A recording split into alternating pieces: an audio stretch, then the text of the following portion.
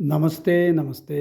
അപ്പോൾ ഞാനിപ്പോൾ ഈ ലൂസിഫറിൻ്റെ രണ്ടാം ഭാഗം എമ്പുരാൻ കണ്ടുകൊണ്ടിരിക്കുന്നത്. അപ്പോൾ അതിൽ പറയാണ് ബീൽസിബൂബ്, അന്തിക്രിസ്തു, ലൂസിഫർ എന്ന് പറയുന്നുണ്ട്. അത് ഈ മുരളി ഗോപിക്ക് യാതൊരു വിവരവും ഇല്ലാത്തതുകൊണ്ട് എഴുതി പിടിപ്പിച്ചേക്കണേണ്. അയാൾക്ക് ബീൽസിബൂബും ലൂസിഫറും തമ്മിലുള്ള വ്യത്യാസം അറിയാൻ പാടില്ല. അന്തിക്രിസ്തു ആരാണെന്ന് അറിയാൻ പാടില്ല. നോക്കൂ, ബീൽസിബബ് എന്ന് പറഞ്ഞാൽ fallen archangel, A fallen archangel, അതാണ് ബീൽസിബബ്. ലൂസിഫർ എന്ന് പറഞ്ഞാൽ ദ ഫോളൻ റിബൽ ആർക്കേഞ്ചൽ. ഇതാണ് വ്യത്യാസം.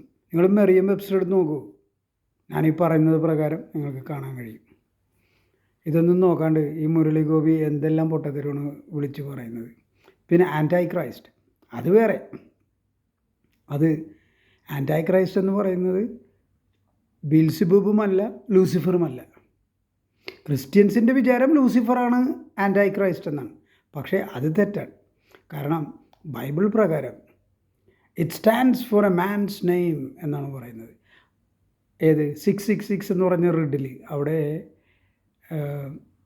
വെളിപാട് പുസ്തകം 13-ാം അധ്യായം 18-ാം വാക്യത്തിൽ പറയുന്നത് it stands for A man's name എന്നാണ്.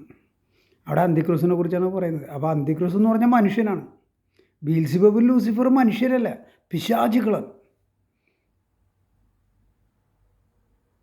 ബീൽസിബബ് എന്ന് പറയുന്നത് ഒരു പിശാചി, ലൂസിഫർ എന്ന് പറയുന്നത് പരമ പിശാചി. അതാണ് തമ്മിലുള്ള വ്യത്യാസം. ഇപ്പോൾ ബീൽസിബബ് എന്താണ്, ലൂസിഫർ എന്താണ്, ആൻറ്റി ക്രൈസ്റ്റ് എന്താണെന്ന് നിങ്ങൾക്ക് മനസ്സിലായി കാണുമല്ലോ.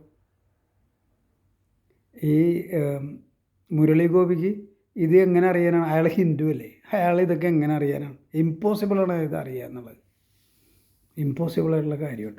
ഏതെങ്കിലും ഒരു ക്രിസ്ത്യാനി പറഞ്ഞു കൊടുത്താലല്ലാണ്ട് ഇതറിയാൻ പറ്റത്തില്ല. ഓക്കെ, നന്ദി, നമസ്തേ, ഹർ ഹർ മഹാദേവ്, ജയ് ശ്രീറാം.